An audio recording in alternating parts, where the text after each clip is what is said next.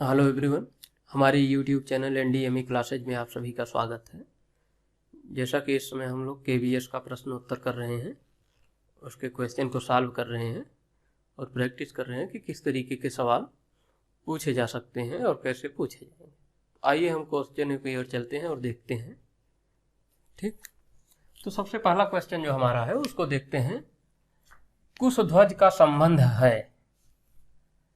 कुशध्वज का संबंध है, ऑप्शन पढ़ लेते हैं। सीता उर्मिला से, मांडवी श्रुतकीर्ति से, कैकेयी कौशल्या से और मंथरा से। तो सबसे पहले हम जान लेते हैं कि ये कुशध्वज कौन है। ये कुशध्वज जो है ये विदेहराज जनक के छोटे भाई हैं। विदेहराज जनक की भी दो बेटियां थी, सीता और उर्मिला। और ये जो कुशध्वज हैं इनकी भी दो बेटियां हैं, श्रुतकीर्ति और मांडवी। मांडवी जो है वो उर्मिला भरत जी की पत्नी है और श्रुतकीर्ति जो है वो शत्रुघ्न की पत्नी है। और भगवान राम की पत्नी माता सीता हैं और भाई लक्ष्मण की पत्नी उर्मिला है। तो इस तरीके से जो हमारा पहला उत्तर होगा वो क्या होगा, वो होगा मांडवी और श्रुतकीर्ति। तो मांडवी और श्रुतकीर्ति ये दोनों कुशध्वज की पुत्री हैं। और ये जो कुशध्वज हैं ये विदेहराज जनक के छोटे भाई हैं। जनक के छोटे भाई हैं। ठीक, इतना देख लेते हैं। अब हम लोग अगला सवाल देखते हैं। हमारा अगला सवाल क्या है कि बाल राम कथा किस नदी का उल्लेख नहीं है। तो हमारी जो कक्षा 6 की पाठ्य पुस्तक है बसंत भाग 1, उसके साथ जो पूरक पाठ्य पुस्तक लगी हुई है वो है बाल राम कथा। बाल राम कथा के अंतर्गत अवधपुरी में राम से लेकर लंका विजय तक का पूरा वृत्तांत कई पाठों में करके विभाजित करके सुनाया गया है, मतलब उसमें वर्णित है। तो उसमें पूरा ये हुआ कि किस तरीके से महाराज दशरथ ने यज्ञ किया और फिर कैसे ये पुत्र पैदा हुए उनके चारों, और फिर कैसे मतलब कौन फिर उनको शिक्षा दीक्षा के लिए कौन ले गया अपनी रक्षा के लिए। फिर उसके बाद आगे वो फिर वहाँ से कैसे जनकपुर पहुँचे। फिर इसके बाद ऐसे ऐसे क्रम वाइज फिर एक के बाद एक पूरा ऐसे आगे चलता रहता है। तो ठीक है, तो उसी में पूछा गया है कई नदियों का उल्लेख है। तो उसमें से पूछा गया कि बाल राम कथा में किस नदी का उल्लेख नहीं है। तो पहला ऑप्शन है गंगा यमुना, दूसरा है तमसा, तीसरा है गोदावरी और चौथा है नर्मदा। तो वही देखो, गंगा यमुना का भी उल्लेख है। गंगा यमुना का जो संगम होता है वो प्रयागराज में होता है। और इसी प्रयागराज में किसका आश्रम है, महर्षि भारद्वाज का। महर्षि भारद्वाज का आश्रम है, भारद्वाज का। ये जो तमसा नदी है इसी को टोंस नदी कहते हैं। ये जो तमसा नदी है ये तमसा भी स्थित है। तीसरी है गोदावरी। ये गोदावरी जो है इसी के तट पर कौन सा आश्रम है, पंचवटी, जहां से माता सीता का रावण ने अपहरण किया था। ठीक, और ये जो नर्मदा है ये नर्मदा है मध्य प्रदेश में। और ये जो बहती है पश्चिम की ओर बहती है और जाके कहाँ गिरती है, अरब सागर में। ठीक, तो इसका जो राइट आंसर होगा वो क्या होगा, इसका राइट आंसर होगा डी, नर्मदा। अर्थात नर्मदा का उल्लेख बाल राम कथा में कहीं पर नहीं मिलता है। गंगा यमुना का उल्लेख है, तमसा का उल्लेख है, गोदावरी का उल्लेख है, सरयू का उल्लेख है, इन सब का उल्लेख है, लेकिन नर्मदा का कहीं भी उल्लेख नहीं है। ठीक है, आइए हम नेक्स्ट सवाल देखते हैं। नेक्स्ट सवाल कहता है कि गलत विकल्प चुने। तो गलत विकल्प में दिया है पहला ऑप्शन, महर्षि भारद्वाज का आश्रम प्रयागराज, प्रयाग में स्थित है। निषाद राज गुह का आश्रम श्रृंगवेरपुर में स्थित है। मतंग ऋषि का आश्रम पंपा सरोवर के पास स्थित है। सिद्धाश्रम क्षरभंग मुनि का आश्रम है। तो अच्छा, अब इसमें देखना है कि गलत कौन सा है, मतलब किस आश्रम के सामने जो स्थान लिखा उसमें से कौन सही है कौन गलत है। तो सबसे पहले आपको बता दें कि ये जो भरत मुनि भारद्वाज का आश्रम है ये प्रयाग में है, और प्रयाग में कहाँ पर है, ये गंगा और यमुना के तट पर स्थित है, तो ये सही है।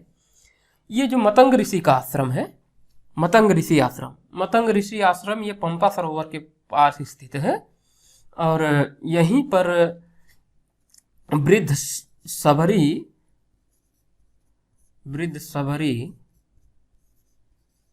रहती है, और वो मतंग ऋषि की शिष्या है। वृद्ध सबरी क्या है, शिष्या है किसकी, मतंग ऋषि की, ठीक। और यहीं पर भगवान राम वृद्ध सबरी के पास जाते हैं, वहां सबरी का भगवान राम से दर्शन होता है, ठीक।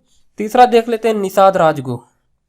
निषाद राजगुह कौन थे, इनका आश्रम श्रृंगवेरपुर में है। श्रृंगवेरपुर कहाँ है, ये भी प्रयागराज में ही स्थित है, तो यहाँ पर निषाद राजगुह का आश्रम था। फिर ये देख लेते हैं सिद्धाश्रम। सिद्धाश्रम का संबंध जो है ये क्षरभंग मुनि से नहीं है, सिद्धाश्रम का जो संबंध है ये महर्षि विश्वामित्र से संबंधित है, महर्षि विश्वामित्र से संबंधित है, ठीक। तो इस तरीके से इसका जो राइट आंसर होगा वो क्या होगा, यानी कि जो सही होगा वही गलत चुना जाएगा, तो सिद्धाश्रम। तो option D is right answer, क्योंकि यही विकल्प गलत है, बाकी तीनों सही है। आइए अब हम अगला क्वेश्चन देख लेते हैं। अगला क्वेश्चन जो हमारा है कि अयोध्या थी, तो अयोध्या क्या थी, कौशल राज्य की राजधानी, बिल्कुल सही है। दूसरा ऑप्शन है सरयू की नदी के तट पर स्थित थी, ये भी बात सही है। तीसरा ऑप्शन है दोनों सही है। चौथा ऑप्शन है कोई नहीं। तो ये कौशल राज्य की राजधानी थी, ये बात बिल्कुल सही है, और ये सरयू नदी के तट पर स्थित है, ये भी बात सही है। तो इसलिए जो इसका राइट आंसर होगा वह बी होगा और सी होगा, अर्थात दोनों सही है। आइए हम अगला क्वेश्चन देख लेते हैं। अगला क्वेश्चन जो हमारा है कि ये जो तमसा नदी है, तमसा को ही क्या कहते हैं, वर्तमान टोंस नदी है, और इसका प्राचीन नाम तमसा नदी था। ये गंगा में कहाँ आकर मिलती है, तो इसके चार ऑप्शन हैं, बलिया, गाजीपुर, वाराणसी और मिर्जापुर। तो ये जो तमसा नदी है ये आकर हमारे कहाँ मिलती है, बलिया में, ठीक। आइए इस तरीके से हम लोग अगला क्वेश्चन देख लेते हैं। आइए नेक्स्ट क्वेश्चन देख लेते हैं। नेक्स्ट क्वेश्चन है हमारा, नंदीग्राम अवस्थित है। तो ये जो नंदीग्राम था इसके बारे में थोड़ा सा जान लेते हैं। नंदीग्राम जो था ये जब भगवान राम को वन हो गया, भगवान राम जी वन में चले गए, उसके बाद फिर हुआ क्या कि भरत जी को सूचना मिली, और इधर राजा दशरथ जी का निधन भी हो गया, तो भरत जी को सूचना मिली और भरत जी आए। तो जब देखे कि बड़े भैया यहाँ नहीं हैं, उनको सारा वृत्तांत पता चला, तो वो जब सारा वृत्तांत पता चला तो उसके बाद फिर देखते हैं कि वो प्लान बनाते हैं अपने बड़े भाई भगवान राम जी से मिलने का। तो फिर वो चल देते हैं भगवान राम जी से मिलने, वहाँ जाकर मिलते हैं। मिलने के बाद वहाँ से खड़ाऊ लेके आते हैं, और उस खड़ाऊ को माध्यम से 14 वर्षों तक राज्य संभालते हैं, और वो राज्य अयोध्या में न रहकर नंदीग्राम में रहकर 14 वर्षों तक शासन किए, और वहाँ की प्रजा की देखभाल की और उनका सेवा सत्कार किए। उसके बाद जब ये भगवान राम जी वहाँ से वापस लौटे तो फिर ये नंदीग्राम पहुँचे, और नंदीग्राम में ही अपना वल्कल वस्त्र उतार कर राजसी वस्त्र धारण किए, और फिर अयोध्या गए। वहाँ पर इन लोगों का राज तिलक हुआ, और ये भगवान श्री राम राजा बने। तो इस तरीके से हम जो देख लेते हैं, ये ऑप्शन जो है, तो ऑप्शन है नंदीग्राम अवस्थित है अयोध्या में, प्रयाग में, दंडकारण्य में और पंचवटी में। तो इसका जो राइट आंसर होगा वो क्या होगा, अयोध्या में। और ये जो नंदीग्राम है अयोध्या से 14 किलोमीटर दक्षिण में स्थित है। वर्तमान समय में ये एक गांव है। ठीक, अब अगला सवाल हम लोग देख लेते हैं। लंका, लंका क्या है, रावण की नगरी है और सोने की लंका। और नंदीग्राम, लंका और नंदीग्राम के बीच पुष्पक विमान, पुष्पक विमान किन किन स्थान पर रुका था। तो सबसे पहले हम सवाल समझ लेते हैं, कहना क्या चाहता है। कह रहा है कि जब भगवान श्री राम और रावण का युद्ध हुआ और उसके बाद भगवान श्री राम ने रावण को मारकर विजय प्राप्त की, तो उस विजय के उपरांत भाई लक्ष्मण द्वारा विभीषण का वहाँ पे राज्याभिषेक किया गया और उसे लंकाधिपति बनाया गया। वहाँ का राजा उसको विभीषण को बनाया गया और फिर उसके बाद भगवान राम भाई लक्ष्मण और पत्नी सीता सहित वहाँ से वापस चले। तो जो वापस चले तो वहाँ पर एक पुष्पक विमान था। वो पुष्पक विमान किसका था, तो वो पुष्पक विमान कुबेर का था, जिसे रावण ने अपने छल बल से और अपने शक्ति का प्रयोग करके उनसे जबरदस्ती अपना लिया था। तो उसी पुष्पक विमान से ये लोग चले। तो जब वहाँ से चले लंका से, तो लंका के सापेक्ष देखेंगे तो ये जो अयोध्या है ये उत्तर दिशा में पड़ेगी। तो उत्तर दिशा की ओर उसी पुष्पक विमान से चले। तो इसमें यही सवाल पूछा जा रहा है कि जब वो लंका से चले, तो लंका से जब चले तो वो कहाँ गए थे सबसे पहले। ये हमने आपसे पहले ही डिस्कस किया कि नंदीग्राम। तो ये आए थे नंदीग्राम में रुके थे। तो नंदीग्राम के बीच ये जो पुष्पक विमान है किन किन स्थानों पर रुका था, यही पूछा जा रहा है सवाल में।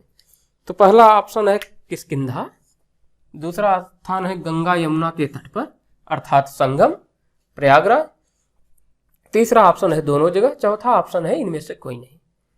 तो इसका जो राइट आंसर होगा वो दोनों होगा। तो जब ये लंका से चला था नंदीग्राम के लिए ये पुष्पक विमान, तो सबसे पहले ये रुका था कहाँ पर, किष्किंधा में। किष्किंधा में रुककर अंगद की माता और वानरराज सुग्रीव की पत्नी को लेकर फिर ये यहाँ से चला था। फिर ये जब यहाँ से चला तो ये यहाँ आया गंगा नदी के तट पर। गंगा और यमुना का जहाँ संगम होता है उस संगम के तट पर किसका आश्रम था, महर्षि भारद्वाज का आश्रम। तो यही महर्षि भारद्वाज के आश्रम पर इन्होंने क्या किया, रात्रि विश्राम किया। रात्रि विश्राम किया और भगवान श्री राम ने हनुमान जी को अयोध्या भेजा। चूंकि देखिए हुआ क्या कि 14 वर्ष का समय बहुत लंबा होता है। तो भगवान श्री राम ने सोचा कि कहीं ऐसा न हो कि भाई भरत के मन में कहीं से जो है लालच आ गई हो, वो राज्य का राजा बना चाहता है और उसके मन में ये शंका न हो कि जब बड़े भैया राम आएंगे तो वो हमसे राजपाट ले लेंगे।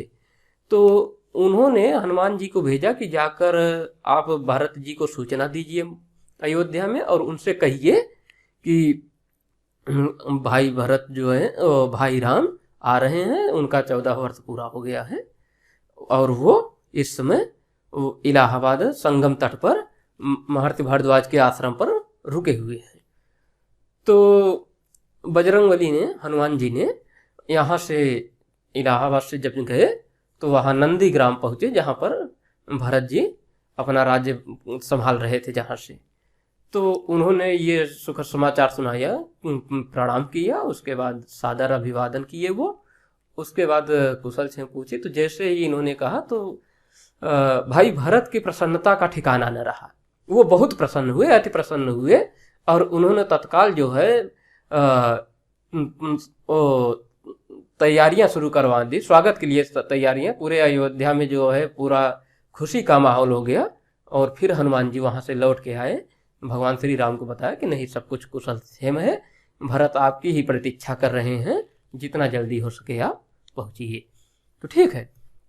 तो इस तरीके से जो किष्किंधा के बाद रुके थे, विश्राम किए थे, वो गंगा यमुना के तट पर अर्थात संगम पर अर्थात प्रयागराज में भारद्वाज मुनि के आश्रम पर विश्राम किए थे।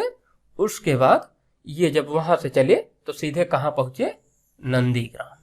नंदीग्राम में ही तीनों माताएं, समस्त प्रजाजन वहीं पर इनसे आकर मिलते हैं और भगवान राम, भाई लक्ष्मण और पत्नी सीता सहित वानर राज सुग्रीव, सेनापति हनुमान जी और लंकाधिपति विभीषण, ये सब वहां एक साथ पहुंचते हैं। ठीक, तो इस तरीके से इसका जो राइट आंसर होगा वो क्या होगा, सी होगा।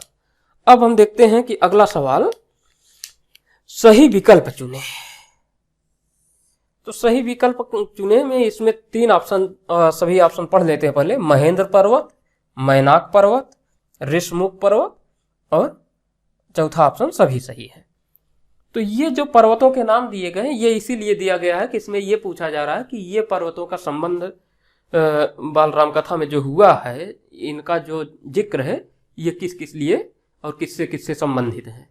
तो आइए एक एक करके हम चर्चा कर लेते हैं। पहले ये जो महेंद्र पर्वत है, जब माता सीता की खोज के लिए वानर सेना दक्षिण की ओर निकली और जाके सागर के तट पर, यानी कह सकते हैं आप तमिलनाडु के छोर पर सागर के तट पर जब पहुंचे तो वहां पर समुद्र पड़ गया। तो सब पूरी वानर सेना में जो है भय उत्पन्न हो गया कि अब इस समुद्र को कैसे पार किया जाए लंका जाने के लिए। तो उसमें से नल, नील और जामवंत थे। तो जामवंत को पता था कि बजरंगबली हनुमान जी ये काम कर सकते हैं, क्योंकि वायु देवता के द्वारा इनको जो है, ये वायुपुत्र हैं, तो इनको जो है एक अद्भुत शक्ति है इनके पास, और उस शक्ति का अगर ये प्रयोग करेंगे तो ये अपने वायु मार्ग द्वारा लंका पहुंच सकते हैं। तो उन्होंने बताया जामवंत जी ने, और फिर हनुमान जी इसी महेंद्र पर्वत से अपना जो है उड़े और जाके लंका के लिए रवाना हुए। तो ये महेंद्र पर्वत जो संबंधित है, ये माता सीता की खोज के लिए जब पहली बार हनुमान जी यहाँ से उड़ान भरे थे, तो कहा जाता है कि उस समय उनके अंदर इतना तेज और ओज था, इतना बल था कि जब वो यहाँ से उड़ान भरे तो ये इसमें दरारें आ गई थी। ठीक, फिर उसके बाद आती है बात मैनाक पर्वत की। तो ये जो मैनाक पर्वत है, ये मैनाक पर्वत समुद्र के अंदर था, समुद्र में ही अवस्थित है। तो जब बजरंगबली जा रहे थे तो मैनाक पर्वत ने सोचा कि राम काज के लिए जा रहे हैं और शुभ समाचार है, शुभ कार्य है, और बजरंगबली थक गए होंगे, इतनी दूर से आ रहे हैं, तो क्यों ना हम थोड़ी सी अपने सतह पे आके ऊपर आ जाएं ताकि वो यहाँ आके विश्राम कर ले और फिर आगे की यात्रा शुरू करें। किंतु हनुमान जी को तो ये था कि कितना जल्दी हम अपने प्रभु का कार्य पूरा करें, माता सीता की पता लगाएं। तो उन्होंने वहां न रुककर जब ये ऊपर उठा तो इसके सतह की चोटी से, जो चोटी होती है, उससे उनका भुजा टकरा गई। जब टकरा गया तो कुछ हिस्सा इसका टूट गया। तो इस तरीके से जो मैनाक पर्वत का संबंध है वो यही है कि ये समुद्र में स्थित है, समुद्र में स्थित है, और हनुमान जी की भुजा इससे टकरा गई थी, जिससे इसकी चोटी थोड़ी सी टूट गई थी। तीसरा ऑप्शन आता है ऋषमुख पर्वत। ऋषमुख पर्वत पर ये वानरराज सुग्रीव निर्वासित जीवन व्यतीत कर रहे थे। वहीं पर इनके सेनापति के रूप में हनुमान जी, नल, नील, जामवंत इत्यादि इनकी वानर सेना रहती थी, वही इनका शरण स्थल था। तो ये जो ऋषमुख पर्वत है ये महाराज सुग्रीव से संबंधित है। इस तरीके से जो यहाँ पे सही विकल्प चुनना है वो सभी सही है। ठीक, अब हम देख लेते हैं अगला सवाल हमारा क्या है। अगले सवाल के अंतर्गत हम देखते हैं कि यहाँ दंड कारण दिया है। दंड कारण में कौन सी संधि है, ये बात पूछा जा रहा है। तो सबसे पहले हम लास्ट वीडियो में भी चर्चा किए थे, आज भी चर्चा कर लेते हैं कि संधियां जो है हमारी कितने प्रकार की है, सबको पता है, 3 प्रकार की संधि, 3 प्रकार, स्वर, व्यंजन और विसर्ग। तो दूसरी बात संधि क्या है, तो संधि जो है जोड़ है, सीधे सीधे क्या है, जोड़ है। संधि क्या है, वर्णों का मेल है, वर्णों का मेल है। ठीक, तो स्वर संधि जो होती है इसमें क्या होता है, स्वर से स्वर का जोड़ होता है, जैसे अधन अ बराबर आ। ठीक, ये जो है ये क्या है, इसमें व्यंजन का व्यंजन से मेल होता है, व्यंजन प्लस व्यंजन से मेल होता है। ये जो विसर्ग है, विसर्ग क्या होता है कि विसर्ग प्लस स्वर या व्यंजन, यानी कि जो संधि होगी एक साइड विसर्ग लगा रहेगा पहली साइड में पूर्व पद में, पूर्व वर्ण में, और उसके बाद कोई या तो स्वर होगा या तो व्यंजन होगा। जैसे मान लीजिए यहाँ एक उदाहरण दे दें, निह धन कलंक, तो यहाँ निह में यहाँ पर विसर्ग अ हो गया और यहाँ का, तो निधन कलंक, निधन कलंक। तो इसको आप चाहे निष्कलंक कह दो, चाहे ऐसे भी लिख सकते हो, निधन कलंक। ठीक, तो इतनी बात समझ लेते। अब हम यहां समझते हैं दंड कारण है। तो ये जो दंड कारण है, इसका जो संधि विच्छेद होगा दंडक धन, दंडक धन अरण्य, अरण्य, यहां से अ आया और यहां से आ आया। ये अ कैसे आया आपको पता ही है, क्योंकि ये स्वर सहित व्यंजन है। तो इसको जब हम तोड़ेंगे तो क्या होगा, क धन अ होगा। तो ये जो आया है कहां से आया है, वहीं से आया है। तो फिर इसके बाद क्या है, अरण्य। तो अ धन अ बराबर हमारा क्या होता, आ। तो होता क्या है, बड़ा आ, बड़ी ई, बड़ा उ, ये सभी क्या होते हैं, दीर्घ स्वर संधि के अंतर्गत आते हैं। इससे होने वाली जो हमारी संधि होती है वो क्या होती है, दीर्घ स्वर संधि। तो ये हुआ क्या, दीर्घ स्वर संधि का उदाहरण है। और इसका जो संधि विच्छेद है दंडक धन अरण्य। तो ठीक इस तरीके से हम समझ रहे। फिर बात आती है विसर्ग संधि। विसर्ग संधि के बारे में हम आपको बता ही दिए।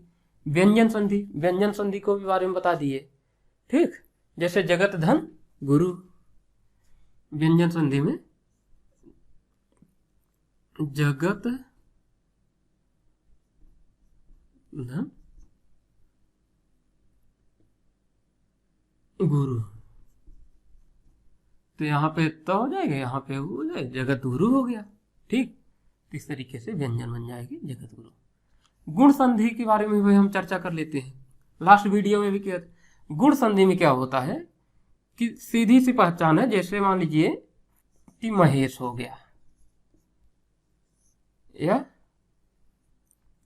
महेश हो गया, या फिर ओ की मात्रा जिसमें लगा हो, महेश हो गया। तो महेश में ए जहां रहेगा, छोटा ओ जहां रहेगा और अर जहां रहेगा, ये तीनों शब्द जहां आ जाएंगे, वर्ण आ जाएंगे, यही पहचान है गुण संधि की। तो इस तरीके से गुण संधि जब हम और विस्तृत पढ़ेंगे, आगे क्वेश्चन देखेंगे, तो वहां पे एक एक करके चर्चा कर ली जाएगी। अब हम अगले सवाल पे देखते हैं। अगला जो हमारा सवाल है वो क्या है कि पंचवटी, यहां आश्रम भी लिखना था, पंचवटी आश्रम स्थित था। यहां पर ऑप्शन दिया गया है पहला, गोदावरी की नदी के तट पर, तमसा नदी के तट पर, सरयू नदी के तट पर, गंगा नदी के तट पर। तो ये जो गोदावरी था, पंचवटी आश्रम था, ये गोदावरी नदी के तट पर स्थित था। हमारा राइट आंसर हो जाएगा ए। तमसा नदी जो है, ये तमसा नदी कहाँ मिलती है, बलिया में मिलती है। किसमें, गंगा में, बलिया में जाके गंगा में मिल जाती है। ठीक, सरयू के तट पर क्या है, अयोध्या अवस्थित है, पता ही है आपको। और गंगा नदी के तट पर भारद्वाज आश्रम स्थित है, भारद्वाज आश्रम, ये भी आपको मालूम है। ठीक, इन सब की चर्चा भी हो चुकी। अब एक सवाल और देखते हैं लास्ट में कि अयोध्या लौटते समय, मतलब कहां से, लंका से अयोध्या लौटते समय रास्ते में पड़ने वाले स्थल कौन कौन से हैं। तो भाई जाहिर सी बात है, लड़ाई समाप्त हुई, 14 वर्ष पूरे हो चुके थे और रावण मर चुका था, विभीषण को राज्य मिल चुका था, और इसके बाद वहां से वापस चल दिए अयोध्या के लिए। तो जब अयोध्या के लिए चले तो लंका से जब अयोध्या के लिए चले तो अयोध्या लंका की अपेक्षा उत्तर दिशा में थी। तो जब इधर अयोध्या से गए थे उधर तो जा रहे थे, तो एक तरीके से दक्षिण दिशा होके जा रहे थे। तो पहुंचते पहुंचते लंका क्योंकि दक्षिण में है, तो उसी का पूछा जा रहा है कि रास्ते में पड़ने वाले स्थल, तो सबसे पहले तो लंका ही थी, वहां से चले थे। लंका के बाद जब आते हैं तो समुद्र के किनारे रणभूमि थी जहां युद्ध हुआ था। अच्छा, एक रोचक बात यह भी है कि श्री राम भगवान युद्ध भूमि रणभूमि पर ही टिके थे, यहां से अभी वो लंका के अंदर नहीं प्रवेश किए थे। हनुमान जी भी जा चुके थे, लक्ष्मण भी जा चुके थे। और लक्ष्मण कब गए थे? लक्ष्मण गए थे तब जब उनका विभीषण का राज्याभिषेक कराना था, और हनुमान जी गए थे माता सीता की खोज के लिए, और ये जा चुके थे वाली का पुत्र अंगद भी जा चुके थे।